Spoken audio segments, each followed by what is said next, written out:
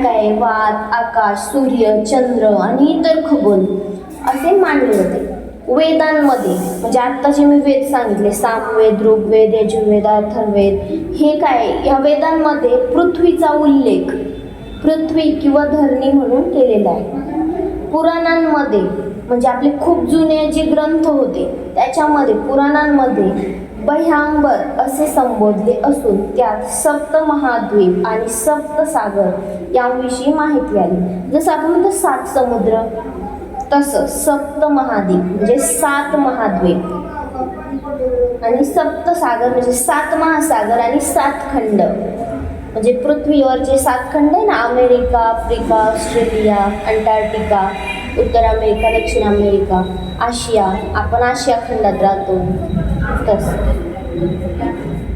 आधुनिक विज्ञानामध्ये big bang सिद्धांतानुसार, हा सिद्धांत ध्यानात ठेवायचा, आधुनिक विज्ञान म्हणजे आता जे काय सुरू आहे शोध वगैरे अलीकडचे, बिग बँग सिद्धांतानुसार पृथ्वीची निर्मिती एका छोट्या पण असीम घनतेच्या पिंडातून झाली आणि त्याचा अत्यंत वेगाने काय झालेला आहे, विस्तार झालेला आहे. ठीक आहे. उपनिषदांमध्ये पृथ्वीची उत्पत्ती ही जलापासून झाली आहे असं म्हटलेलं आहे. म्हणजे पृथ्वीवर आपण म्हणतो 71% पाणी आहे, तसंच म्हणजे पृथ्वीची जी निर्मिती पूर्ण अखंड असा एक समुद्र होता. मग त्याच्यामधून हळूहळू काय झाले, काही खंड वरती आलेले आहेत असं समजलं जातं. यामध्ये पृथ्वीचा उल्लेख पृथ्वी किंवा भू असा केलेला आहे. तसेच प्राणवायूचा उल्लेख आहे जो वातावरणातील वायूचे प्रतिनिधित्व करतो. ठीक आहे. आता पृथ्वीबद्दल जाणून घेऊया. प्राचीन भारतीय विचारवंतांना पृथ्वी वक्राकार असल्याची कल्पना होती. इसवी सन 6व्या शतकात, आता 21व्या शतक चालू, 6वे शतक मागे जाईल इतकं, पृथ्वीचा व्यास सुमारे 13,000 किलोमीटर असावा. किती असावा? 13,000 किलोमीटर असावा असे नमूद केले होते. प्राचीन भारतीय ग्रंथांमध्ये पृथ्वीचे जे वर्णन आहे ते काय केलं होतं, सप्तद्वीप. प्राचीन ग्रंथांमध्ये पृथ्वीचे वर्णन काय केलं होतं, सप्तद्वीप, ज्यामध्ये 7 द्वीपांचा समावेश होता. म्हणजे 7 खंड मी जे म्हटले आता. ठीक आहे. प्राचीन भारतीय ग्रंथांमध्ये मेरू पर्वताचा उल्लेख आलेला आहे. मेरू पर्वत एक ध्यानात ठेवायचा, जो पृथ्वीच्या मध्यभागी स्थित असल्याचे वर्णन केले आहे. तसेच 4 समुद्रांचा उल्लेख केलेला आहे, जसे की क्षीरसागर म्हणजे हिंदी महासागर जो भारताच्या दक्षिणेला, त्यानंतर दधी समुद्र, अटलांटिक महासागर, सुरा समुद्र, क्षार समुद्र म्हणजे आर्क्टिक महासागर. आता माहीत आहे का तुम्हाला, प्राचीन भारतीय खगोलशास्त्रज्ञांनी उज्जैनीला म्हणजे आजच्या उज्जैन येथे पृथ्वीचे मध्यस्थान मानून मूळ रेखावृत्ताची संकल्पना, जे रेखावृत्त पृथ्वीवरील उभ्या रेषांना आपण रेखावृत्त म्हणतो ना, त्या रेखावृत्तांची संकल्पना मांडली आहे. या आधारावर त्यांनी काय केलं, कालगणना केली. ठीक आहे. कालगणना म्हणजे आज जो आपण वेळ बघतोय, आत्ता इथे आपले 6:30 वाजले, ती वेळ कुठून ठरवली जाते तर तिथं उज्जैन या ठिकाणावर त्यावेळेस ती ठरवायची. ठीक आहे. त्यानंतर ग्रहस्थिती व नकाशे पण त्यांनी त्यावेळेस तिथून तयार केलेले होते. त्यानंतर आईसलँड म्हणजे द्वीप, प्राचीन भारतीयांनी द्वीप ही संकल्पना मांडली होती. म्हणजे द्वीप म्हणजे काय, नैसर्गिकरित्या पाण्याने वेढलेला जो प्रदेश असायचा किंवा भूभाग असायचा, भूभाग म्हणजे जमिनीचा भाग असायचा, त्याला द्वीप म्हटलं जायचं. ठीक आहे. जम्बूद्वीप, रामायण महाभारतामध्ये जम्बूद्वीपचा उल्लेख आलेला आहे. जम्बूद्वीपे भरतखंडे, रामायण जर तुम्ही बघितलं असेल तर तुम्हाला आठवेल ते. त्यानंतर म्हणजे जम्बूद्वीपचं सांगते, या द्वीपावर जांभूळ वृक्ष विपुल प्रमाणात आढळत होते. आता जम्बूद्वीप जो होता म्हणजे उत्तर भारतामध्ये, तर तेथे जांभळाचं जे होतं ना पीक किंवा फळ जास्त यायचं आणि हा भाग पाण्याने वेढलेला होता, द्वीपांच्या मध्यभागी तो होता. ठीक आहे. म्हणून त्याचे वर्णन असे केलेले आहे. त्यानंतर आशिया खंडाचा भाग हा आहे आणि भारतवर्षाचा आणि इतर अनेक देशांचा यात समावेश होतोय. ठीक आहे. त्यानंतर प्लक्षद्वीप, हे द्वीप प्लक्ष वृक्षांनी व्यापलेले. बघा प्रत्येक ठिकाणाचं काहीतरी वैशिष्ट्य होतं. जम्बूद्वीप म्हणजे तिथे जांभूळ जास्त प्रमाणात होतं. आता प्लक्षद्वीप म्हणजे या ठिकाणी काय होतं, प्लक्ष नावाचं वृक्ष होतं, म्हणून त्या बेटाचं नाव काय होतं, प्लक्षद्वीप. त्यानंतर शाल्मली द्वीप, सावर ज्याला कापसासारखे तंतू असतात अशा वृक्षांनी. बघ शाल्मद्वीप म्हणजे तिथे कापसासारखं सिल्क असणारे हे होतं, वृक्ष वाढलेले होते. तर या भूभागामध्ये मादागास्कर बेट येतं. सोमालिया व आफ्रिकेचे पूर्व तटीय प्रदेश तेथे ते होते. त्यानंतर कुशद्वीप, हे द्वीप कुश गवताने व्यापलेले असल्याने कुशद्वीप शब्द रूढ झालाय.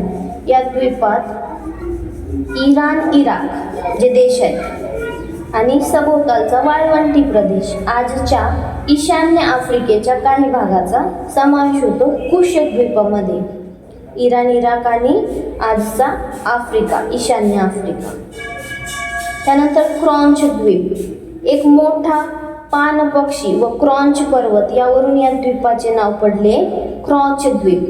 क्रॉंच पक्षी होता, मोठी चोच असते त्याची.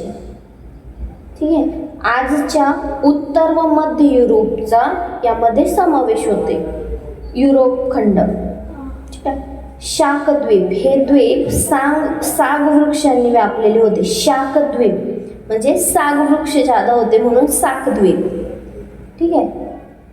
त्यामुळे यास शाकद्वीप हे नाव रूढ झाले होते. आणि जम्बू द्वीपाच्या आग्नेयेला असलेल्या लांबच लांब अशा भूभागाचा यात समावेश होतो. यात आग्नेय आशियाई देशांचाही समावेश होतो. आता पुष्कर द्वीप, कमळ पुष्पांनी ते युक्त सरोवर होते म्हणून त्याचं नाव काय पडलं, पुष्कर.